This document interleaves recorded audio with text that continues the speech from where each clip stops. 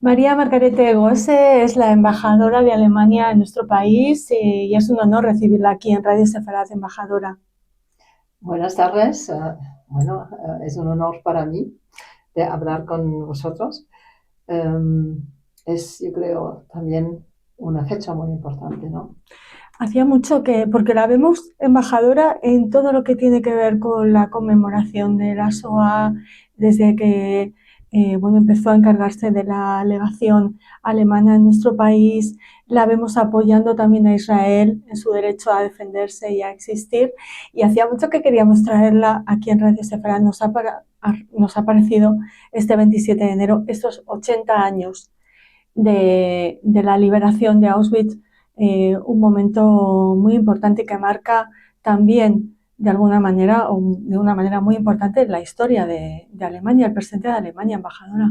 Por supuesto, por supuesto. Por eso, claro, para mí como embajadora, llegué en el año 2022, siempre ha sido importante también contribuir a la memoria del Holocausto, de la Shoah aquí en este país, y también tener el contacto con las comunidades judíos, con todas las instituciones, porque me parece un deber de Alemania a través a las comunidades judías en todo el mundo. Uh-huh. ¿Creen que la responsabilidad alemana, cómo la conjugan con la situación presente, ese auge del antisemitismo en nuestro continente y no solo en nuestro continente? Alemania tiene una especial responsabilidad. Sus herramientas son de alguna manera más potentes que las de otros países, ¿le parece, embajadora? Bueno, estas son muchas preguntas. Sí. Vamos a empezar. Efectivamente, este año, ya hace 80 años, que fueron liberados los campos de concentración y de exterminación de los nazis, en 45. En estos campos murieron 6 millones de judíos y casi 4 millones de personas de otras minorías o disidentes, lo que es algo que para la historia de Alemania y la República Federal de Alemania, el Estado democrático de Alemania, es una base de entendernos a nosotros mismos. Eso es muy importante. ¿De qué manera? Es exactamente esto, de tener una responsabilidad para su historia. Da igual si naciste 20 años más tarde o no. No significa que eres culpable, pero lo importante es que como país hemos asumido esta responsabilidad y cada individuo, en mi entender y en el entender con que yo he crecido, es que debe pensar y mantener la memoria a lo que pasó y por qué pasó. ¿Por qué? Porque lo más importante es que nunca más debe pasar, porque ha sido, como en alemán se dice, ein Zivilisationsbruch, yo casi diría una llaga en la civilización, que nunca más se debe Repetir, repetir. ¿no? Exactamente. Uh-huh. Embajadora, ¿cómo se combate a nivel político, social, educativo la banalización de la SOA y el auge del antisemitismo en su país?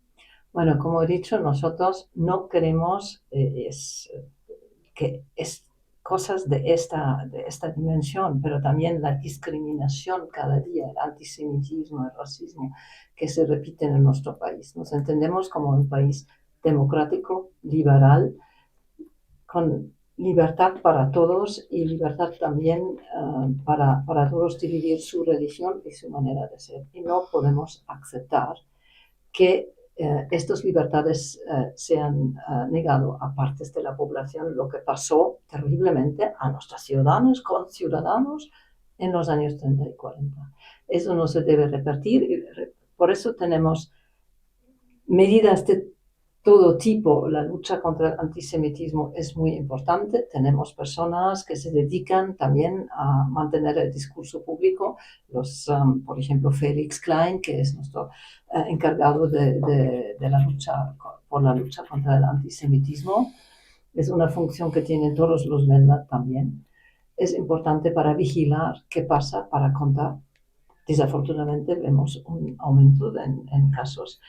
También para mantener la memoria. Es muy importante que representantes siempre se dedican a esta memoria que se ve en los actos, por ejemplo, del 27 de enero, que los representantes del Estado, de los länder's, de los municipios, participan o organizan incluso junto con las instituciones judíos actos de memoria. Eso es una parte. Y la tercera, quizás la más importante para el futuro, es mantener activamente la memoria a través de la educación en los colegios y también las universidades, porque desafortunadamente hemos visto un auge de antisemitismo también en las universidades, con programas y con visitas en los campos de concentración, en sitios de memoria, porque es muy importante, cada vez más que tenemos más distancia a la historia, de hacer entender lo que de verdaderamente era.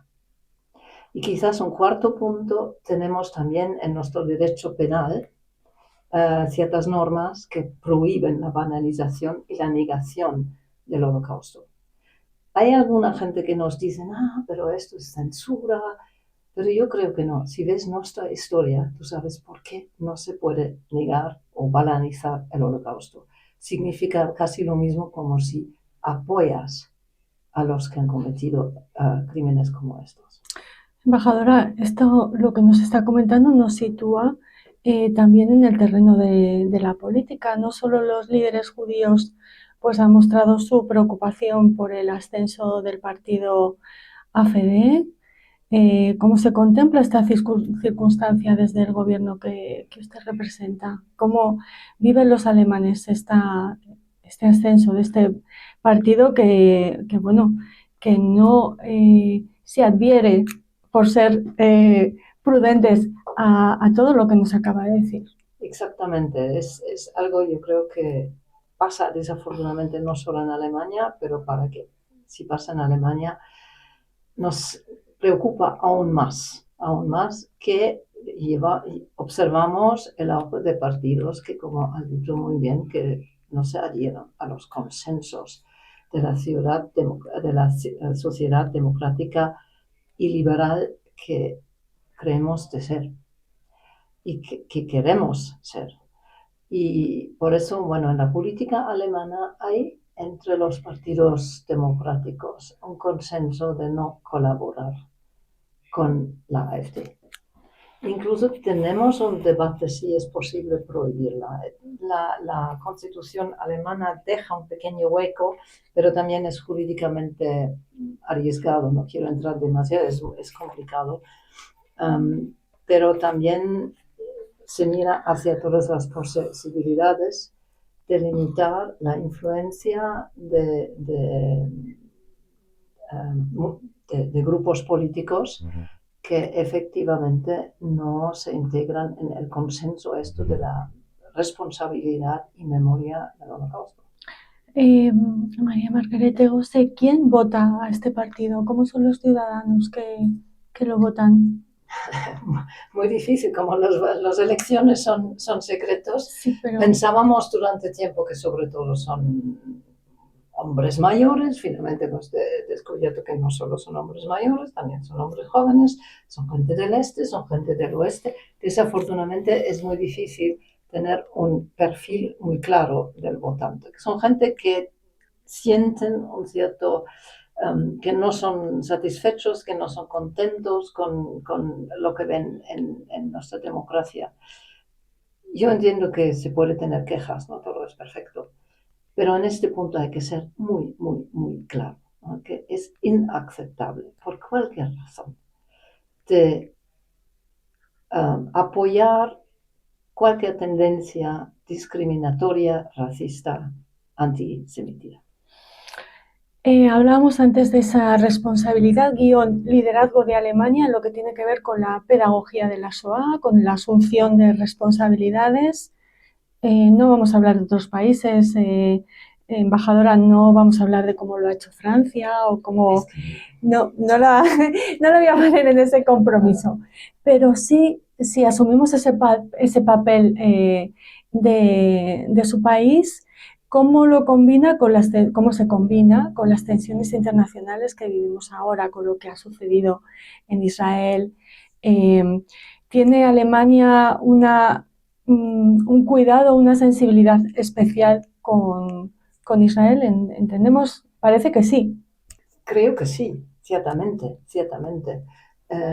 Después de lo que ha pasado entre 33 y 45, Alemania como Estado siempre ha asumido una posición muy especial hacia Israel. De hecho, para nosotros es muy importante que haya un Estado para los judíos de este mundo donde se pueden vivir libre y en seguridad. Por eso la seguridad del Estado de Israel para nosotros es un asunto político muy importante. Algunos dicen incluso es razón de Estado. Es muy importante y yo creo que todos nuestros vecinos deben, o otros países, deben entender esto en nuestra posición hacia Israel, sobre todo después del 7 de octubre del año pasado, de este acto del 23, sí.